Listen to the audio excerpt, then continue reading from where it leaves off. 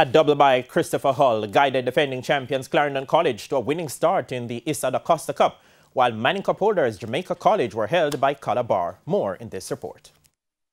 After 18 months of inactivity, schoolboy footballers across Jamaica finally got a chance to return to competition. It started at Jamaica College for Clarendon College, who had to come from behind to beat parishioners Edwin Allen 3-2.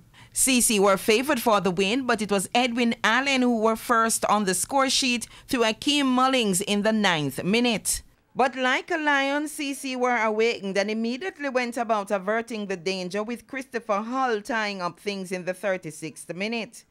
8 minutes later, Hull was at it again with the go-ahead goal in the 44th minute to make it 2-1. And the whistle had hardly left the referee's lips for the restart when Jaheim Rose made it 3-1 a minute later.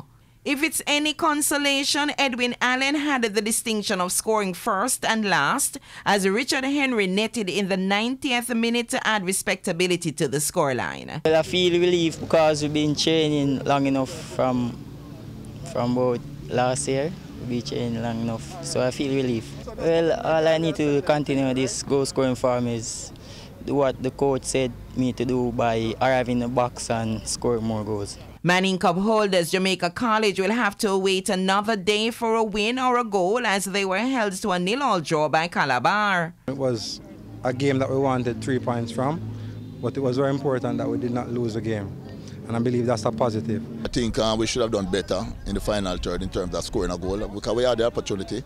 We just never finished by scoring a goal. Over at the Prison Oval, Jonathan Grant blanked Jose Marti 2-0. Kadif Wolf got the opener in the 4th minute. And the win was completed through Jamal Williams in the 76th minute, as Jonathan Grant got off to a winning start. It's always good to start with a victory. We didn't play as we wanted to, but however, we have the 3 points in the bag. That's the greatest thing. It ended 2-2 between St. Andrew Technical and St. Jago. Omar Reed sent Stats into the lead after 35 minutes of play.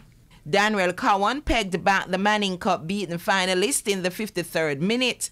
And Reed returned the advantage to Stats 14 minutes later as they went 2-1 in front. However, Kumari Jackson had the final say, as he ensured that St. Jago wouldn't leave without a point. Elsewhere on the day, Camperdown whipped Dunoon 5-0, and the Tivoli Gardens had a 2-0 win over Excelsior.